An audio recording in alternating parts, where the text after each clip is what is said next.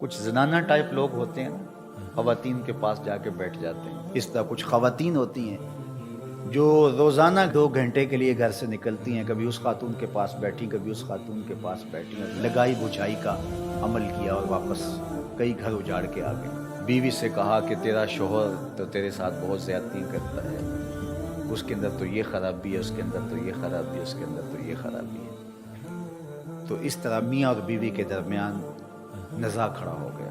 اگر ان کی زندگی گزرے بھی تو تلخ گزرے گی، نہیں تو طلاق پر نتیجہ پہنچے گا، اور طلاق جب ہوتی ہے اللہ کا عرش بھی کانپ اٹھتا ہے۔ یہ کوئی چھوٹی بات نہیں ہے۔ شیطان پانی کے اوپر تخت بچھا کے بیٹھ جاتا ہے اور اپنے چیلوں چانٹوں کو بھیجتا ہے کہ جاؤ ابن آدم میں بدکاریاں پھیلاؤ۔ کوئی کہتا ہے میں چوری کروا کے آیا ہوں، کہتا واہ واہ بڑا اچھا کام کیا تم نے۔ کوئی کہتا ہے میں ڈاکہ زنی کی ترغیب دی فلاں شخص کو، اس نے ڈاکہ کیا، وہ رہزنی کے کام پہ لگ گیا، کہتا تم نے بہت اچھا کام کیا۔ ایک کہتا ہے کہ میں یہ کیا، میں نے یہ کیا، وہ سب کو داد و تحسین سے نوازتا ہے۔ لیکن ایک شخص آتا ہے کہتا ہے کہ میں میاں بیوی کے درمیان اختلاف کھڑے کیے اور آج طلاق واقع ہو گئی، تو شیطان اٹھ کے کھڑا ہو جاتا ہے اور باہوں میں سمیٹ لیتا ہے، کہتا ہے کام تو نے کیا ہے۔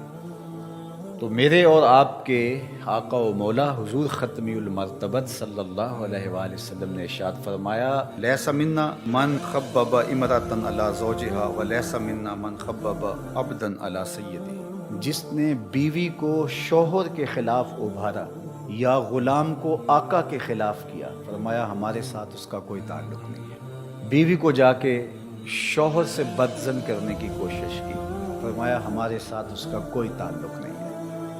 میرا دین چغل خوری کا دین نہیں ہے، میرا دین محبت پھیلانے کا دین ہے۔ اسی طرح غلام کو آقا کے خلاف کرے، ملازم کو اس کے باس کے خلاف کرتے۔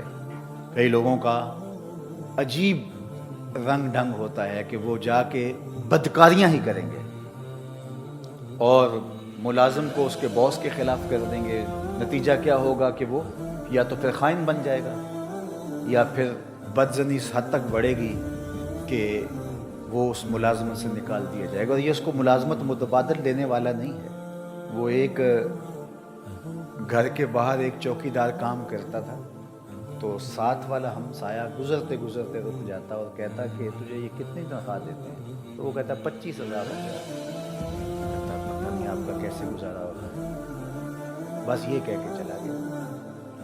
اور یہ جہاں سے تنخواہ لیتا ہے اس کو دشمن سمجھنے لگا اور سامنے والے کو اپنا ہمدرد سمجھنے لگا، اور زندگی میں تلخی بھرنا شروع ہو گئی۔ اب اس نے جملہ صرف اتنا ہی کہا، وہ بڑی مشکل، پھر آپ کا تو کیسے گزارا ہوتا ہوگا؟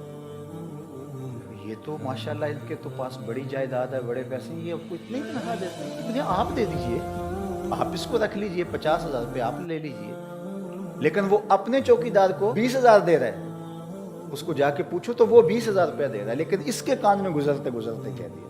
تو آج اس معاشرت کے اندر تشدد، افتراق، ایک دوسرے کے خلاف نفرت پھیلانا، یہ ایک مشغلہ بن گیا ہوا ہے۔ خاندانوں کے اندر ایسے لوگ ہوتے ہیں، کچھ مرد ہوتے ہیں، کچھ خواتین ہوتی ہیں، جن کا کام ہی تفریق کی بدکاری کرنا ہے۔ اسی طرح کاروبار کے اندر بھی ایسے لوگ ہوتے ہیں جن کا کام تفریق کرنا ہے، بدکاری کرنا ہے، اور وہ لوگوں کو ایک دوسرے سے دور کرتے رہتے ہیں۔ اور سب سے بدترین شخص وہ ہے جو میاں بیوی کو آپس میں دور کر دیتا ہے، اور یہ رشتہ خاندانی وحدت ٹوٹ جاتی ہے۔ اور اس سے بھی بدترین وہ ہے کہ جو مسلمانوں کو تفریق کر کے فرقہ بندی کی بنیاد ڈالتا ہے اور امت ٹکڑے ٹکڑے ہو جاتی ہے۔ تو اس لیے اللہ کے محبوب علیہ السلام نے کتنی سختی سے یہ بات ارشاد فرمائی کہ اس کا ہمارے ساتھ تعلق ہی نہیں ہے، اس کا ہمارے ساتھ رشتہ ہی